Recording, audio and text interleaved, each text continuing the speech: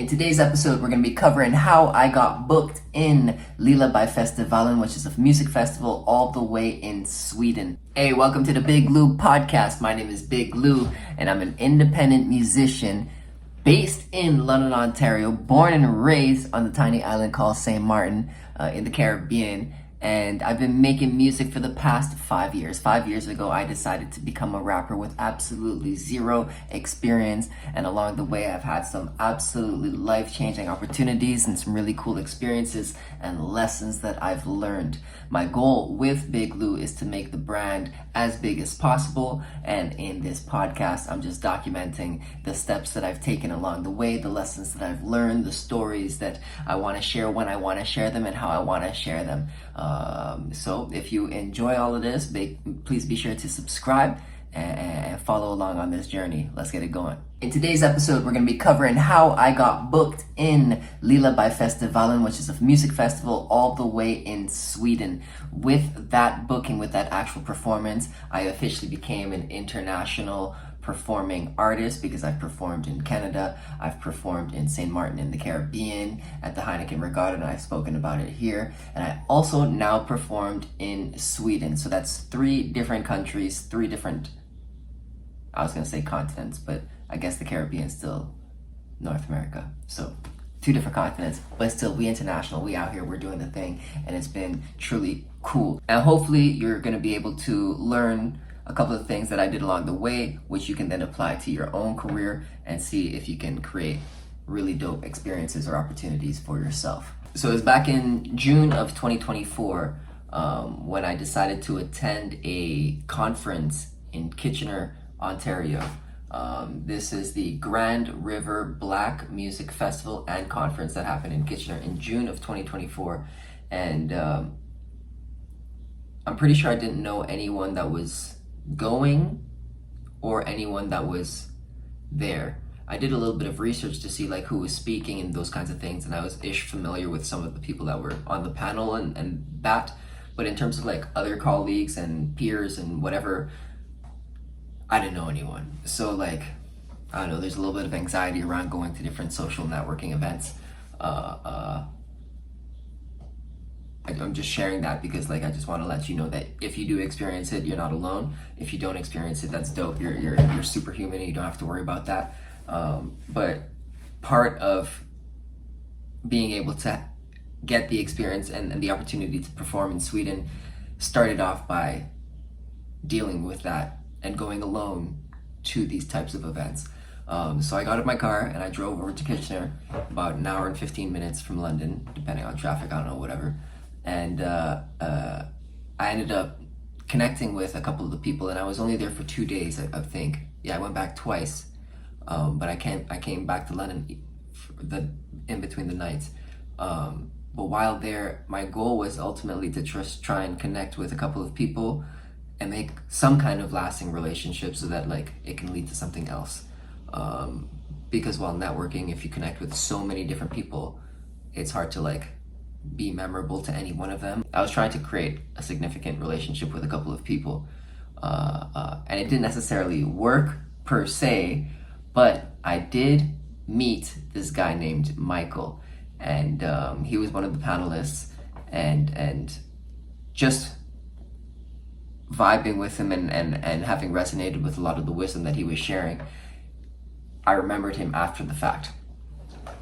And so ultimately, the whole story around me going to this festival and conference was to share that you have to step out of your comfort zone and then just try and meet someone. Even if you don't directly connect with them, if you can try and find some kind of way to build a story around what is happening, it can potentially lead to something else. And I did meet with a couple of people, which did lead to a couple of different things that aren't relevant for this specific opportunity. So for the purpose of this story, a couple of months had passed after the conference, and then in one of the newsletters that I am signed up in, which is called SEMA, Canadian Independent Musicians Music Association, I think it is, they send newsletters weekly or daily, I don't know how frequently it is, with different kinds of opportunities that are presented across Canada. And I signed up, or I expanded on something that said Music in Motion Canada, because it seemed interesting. It seemed like a cool opportunity to expand beyond my city, my community. And I didn't really know anything about it, but I ended up seeing that same person, Michael, as one of the adjudicators. That's like one of the judges on the Music in Motion Canada page, and I recognized him from the Kitchener event. And so I was like, all right, cool. Let me give this more of a go, a bit of a serious look, because I really like that dude, and I feel like he's in a good headspace. And if he's associated with this, then this is probably a cool operation as well. And so that's what I did. I leaned into it. I applied. And long story short there, I think I do have a little bit of an episode where I go into what that process looks like. If I don't, and if you want that, let me know. But I applied, and I ended up becoming a semifinalist, which then ended up becoming a third place position, which then ended up getting the attention of the event organizers that were also adjudicators for Music in Motion Canada, who happen to live in Sweden, who are also musicians, and they host a music festival. They saw my performance video, and they really liked what they saw. Normally, first and second place get invited to go to perform at the festival, but they extended the invitation to me to participate and do my thing out there as well. And so I share this to say, had I not gone to the festival conference in Kitchener in June, where I saw this guy Michael speaking on stage, and I briefly interacted with him, I didn't make a deep connection with him, but enough to like know that he was dope. And then I saw his name just pop up in a completely different program. That allowed me to, like, I don't know, feel more confident about taking this leap with this new organization, which then put me under the purview of so many other people, specifically in Sweden, which created the opportunity for me to get there. That was just kind of like